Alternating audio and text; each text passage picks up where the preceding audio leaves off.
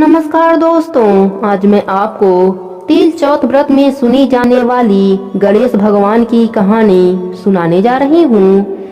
प्रेम से बोले गणेश भगवान की जय हो, चौथ माता की जय हो। एक समय की बात है, एक गांव में एक भाई बहन रहते थे। भाई बहुत ही गरीब था, पर उसकी बहन पैसे वाली थी। जब बहन की ननद का विवाह था, तब बहन ने न अपने भाई को विवाह में आने का निमंत्रण दिया और न ही कोई चिट्ठी भेजी। भाई को बाहर वाले से पता चला कि उसके बहन की ननद का विवाह है। भाई ने गांव वालों को बताया। तब गांव वालों ने अपने घर से चुनरी, बिछिया और साड़ी जैसा जिनसे बन पड़ा कन्या के लिए दिया।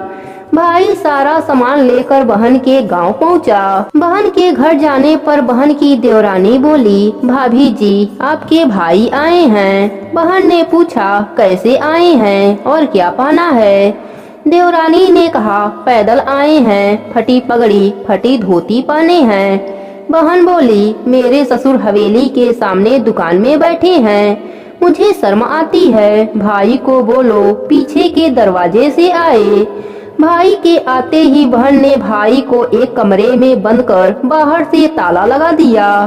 एक तरफ लड़की का विवाह हो रहा था, गाजे बाजे बज रहे थे, अतिथियों को भोजन कराया जा रहा था और दूसरी तरफ भाई को कोई पानी तक पूछने वाला नहीं था। भांजे की बहू को दया आई और उसने दरवाजा खोल दिया। दरवाजा खुलते ही भाई वहां से भागा। 2 दिनों से भूख प्यास के कारण उसे चक्कर आने लगे। रास्ते में गणेश जी का मंदिर था, वहां जाकर गिर गया।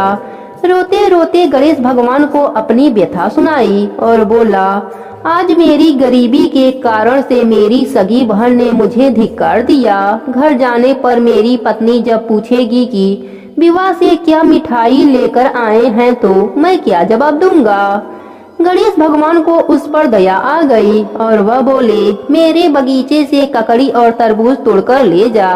भाई ने ककड़ी तोड़कर झोला भर लिया और अपने घर गया। घर जाते ही बच्चों ने पूछा, पिताजी बुआ के यहाँ से हम लोगों के लिए क्या लाए हैं? झोला खोलते ही छोटे तरबूज सोने के गेंद में बदल गए। बाकी तरबूजे काटे तो उनमें से हीरे मोती निकले। पत्नी बोली, आप बहन के घर से इतना कुछ क्यों लाए? आपकी बहन ने हम लोगों को बहुत ज्यादा दे दिया है। भाई ने कुछ जवाब नहीं दिया। गणेश भगवान की कृपा से उनके दिन बदल गए। भाई का काम धंधा जोरों से चलने लगा। धीरे धीरे गहने बने, रहने के लिए मकान बन गया। पत्नी बोली, ननद जी को बुलाकर लाओ। भाई नए कपड़े नए जूते पहनकर रथ में बैठकर बहन को लेने गया। देवरानी बोली, भाभी जी आपके भाई आए हैं। बहन ने पूछा, कैसे आए हैं और क्या पहना है? देवरानी बोली, रथ में बैठकर खूब ठाट बाट से आए हैं। बहन बोली, मेरे भाई को बोलो कि हवेली के सामने से आए, मेरे ससुर देवर जेठ देखेंगे। भाई का बहन ने खूब स्वागत किया। भाई बोला, मैं तुम्हें लेने आया हूँ। बहन बोली, मुझे भी बहुत दिन हो गए हैं, चलो मैं चलती हूँ। भाई बहन को लेकर अपने घर आया। भाई और उसकी पत्नी ने बहन का खूब आदर सत्कार किया। बहन ने जो चीजें मांगी सब बनवा कर दिया। बहन बोली, भाई मुझे जूती चाहिए। भाई ने मोची को बुलाया और कहा, मेरी बहन के लिए ऐसी जूती बनाओ जो मुँह से बोले। भाई ने बहन को बहुत सारा धन देकर विदा किया, पर अभी तक वह जूती नहीं आई थी। बहन रवाना होने लगी, तब मोची जूतियाँ लेकर आया।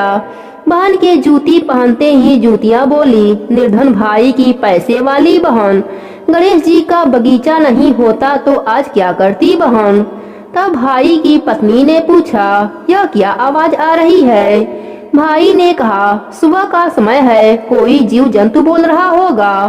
भाई ने घोड़े गाड़ी को जल्दी जाने को कहा।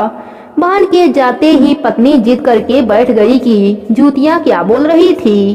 पति ने अपनी पूरी आप बीती सुनाई कि कैसे बहन ने मुझे 2 दिन भूखा रखा, कमरे में बंद कर दिया, भांजे की बहू ने दरवाजा खोला तब मैं बाहर आया और गणेश जी के शरण में जा पहुंचा।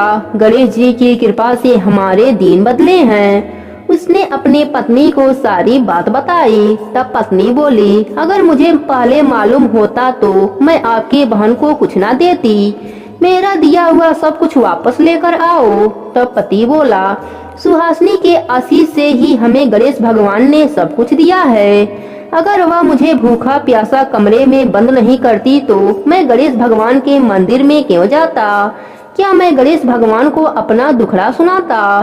तुम अपना मन मैला मत करो। अपने पर तो गणेश भगवान की कृपा है और किस चीज की कमी है। फिर दोनों गणेश भगवान